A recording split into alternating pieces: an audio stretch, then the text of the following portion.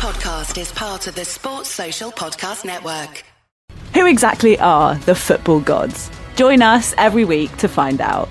Yeah, we sit down with famous faces to offer them the ultimate footballing role. Total power over the beautiful game. From comedians to musicians, footballers past and present, we'll be exploring the big questions. Who's going to football hell? What game will last forever? And how David Seaman influenced David Beckham's style. He went a ponytail, he was a horsetail. They copied me and I'm well happy with that. Given the power, how would you change football? Join me, Kate Mason. And me, Tim Spears, wherever you get your podcasts.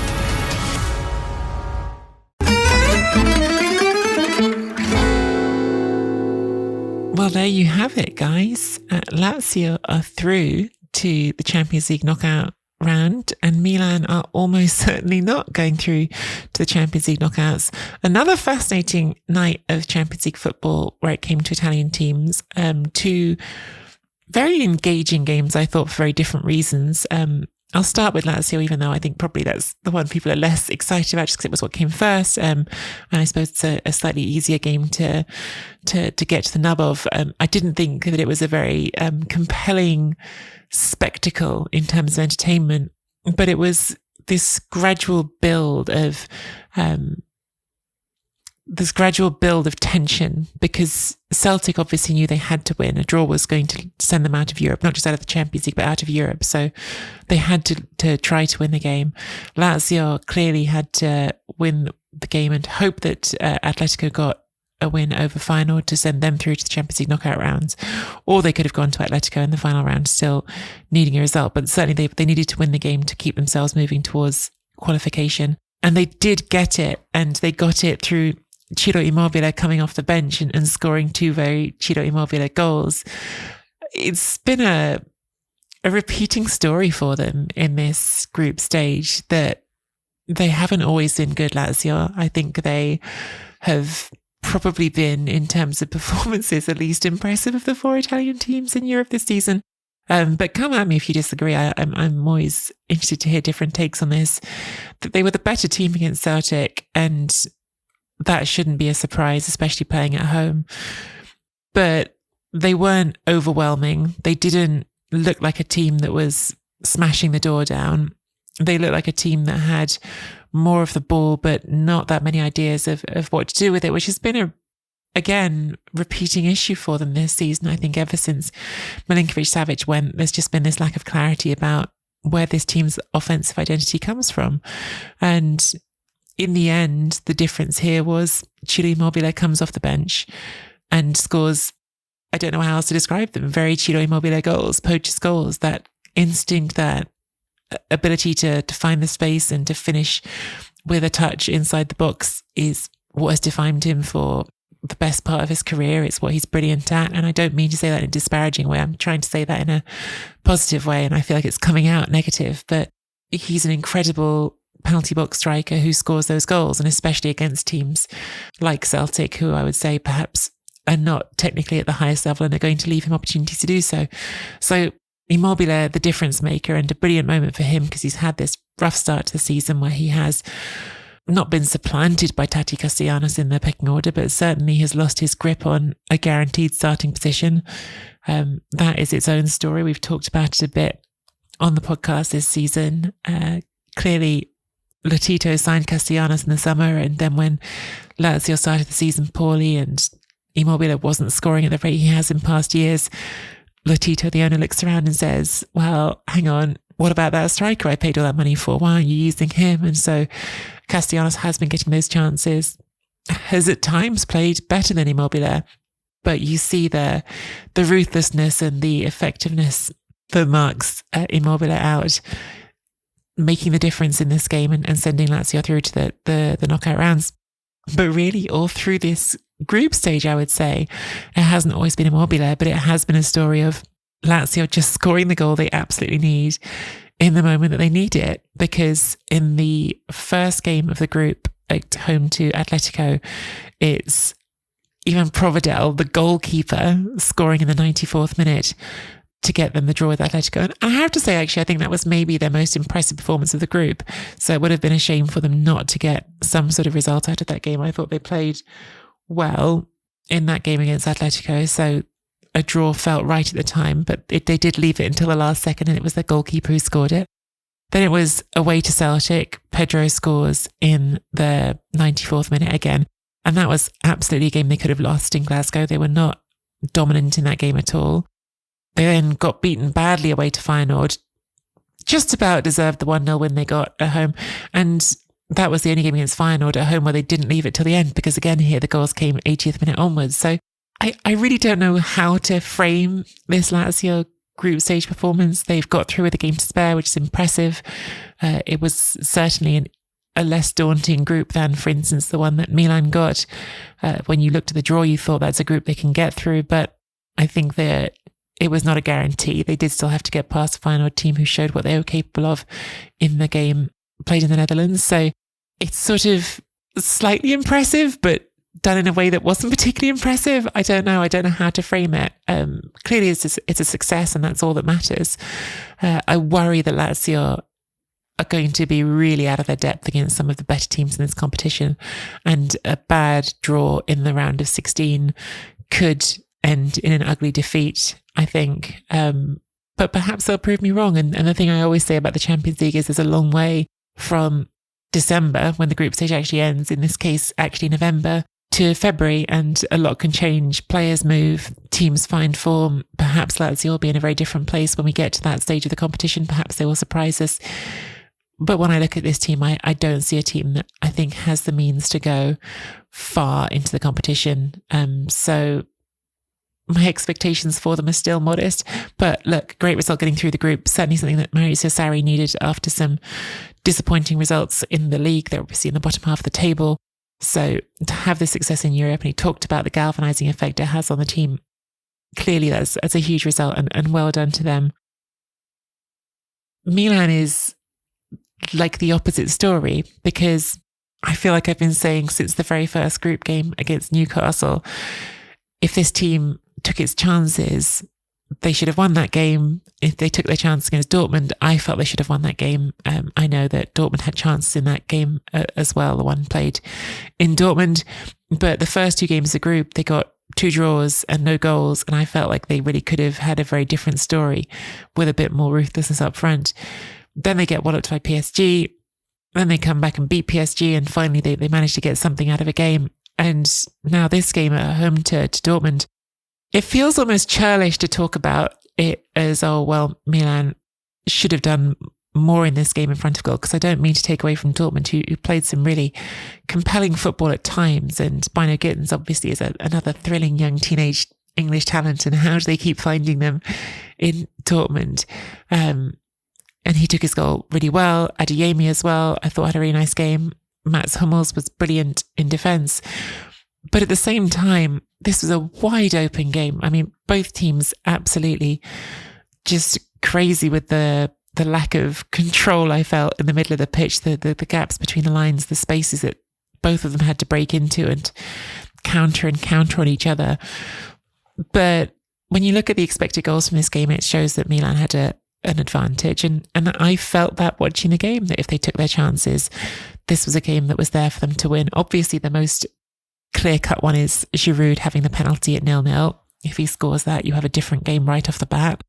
And to me, it was a clear-cut penalty. I felt some of the commentary around that, oh, is it a handball, was bizarre, because there's so many questionable penalties given with the handball rule at the moment, so many things to argue about. Indeed, the big one in the PSG Newcastle game.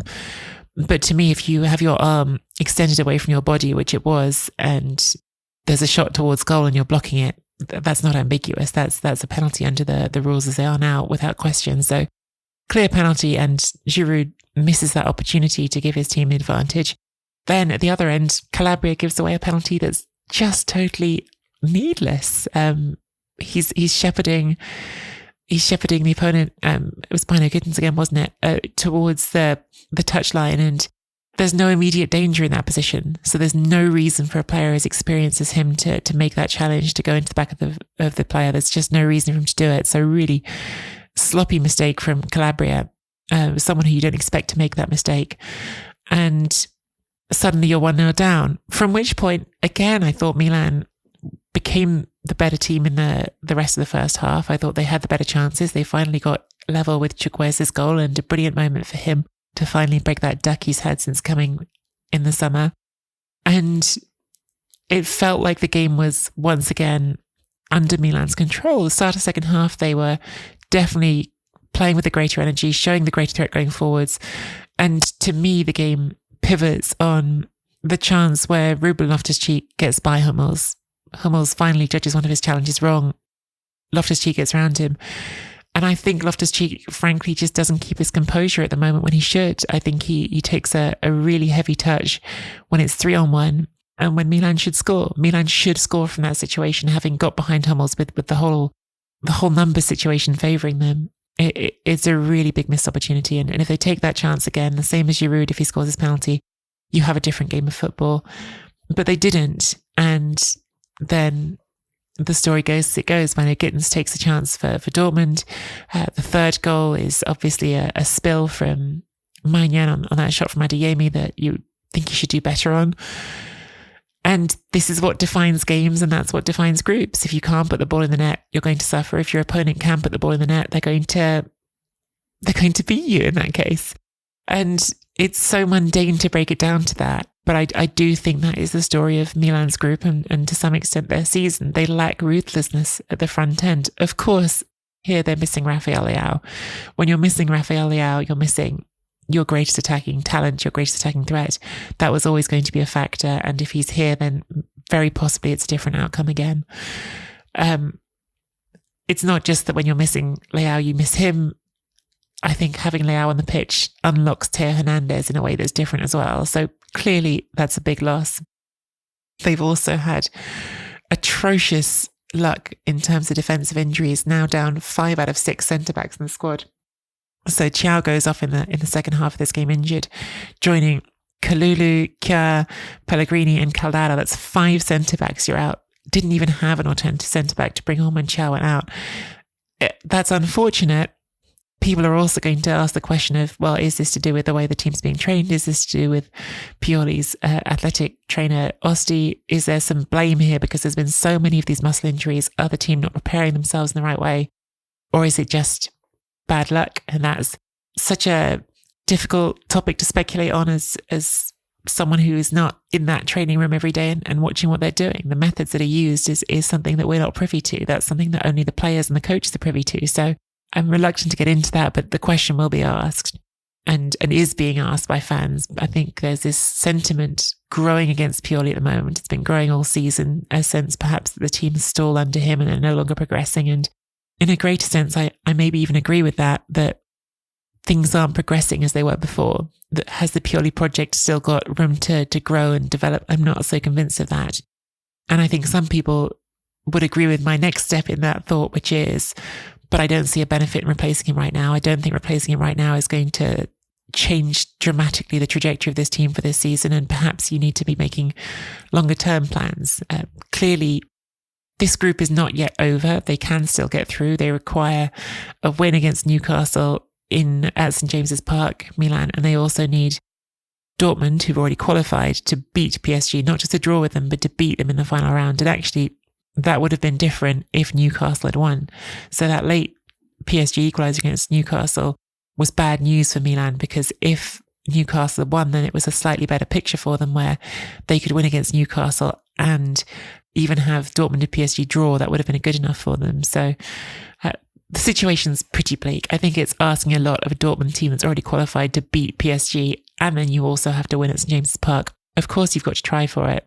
But even if that fails, which is the most likely outcome at this point, you're then asking yourself, is there going to be another manager other than Pioli who can do a better job this season of shifting in a tangible way your outcomes? Because the priority for Milan very clearly is going to be to qualify for the Champions League again.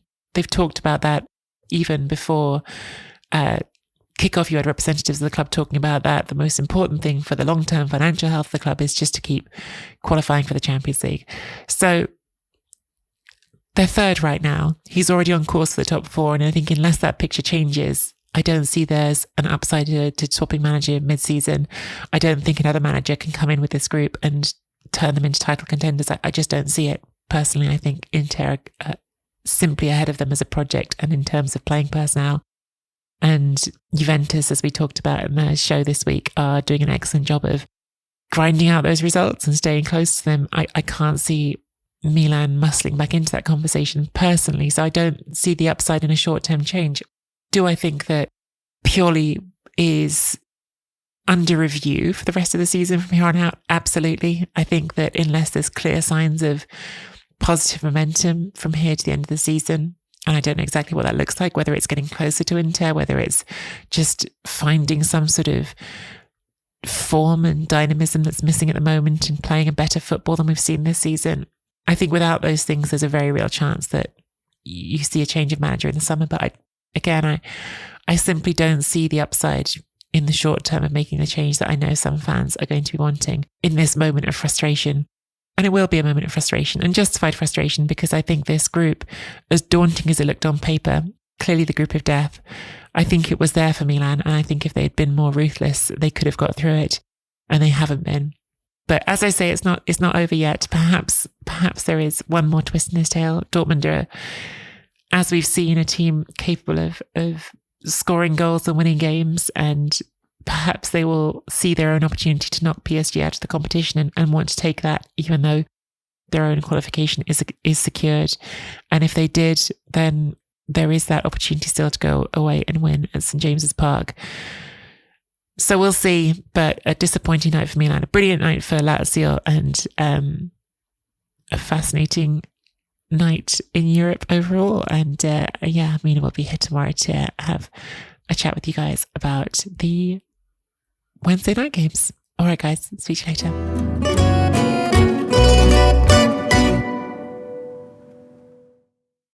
Sports Social Podcast Network. It's important to properly dispose of unwanted medication or sharps. MedProject offers free and convenient disposal options near you. To learn more, call 844-MED-PROJECT or visit medproject.org.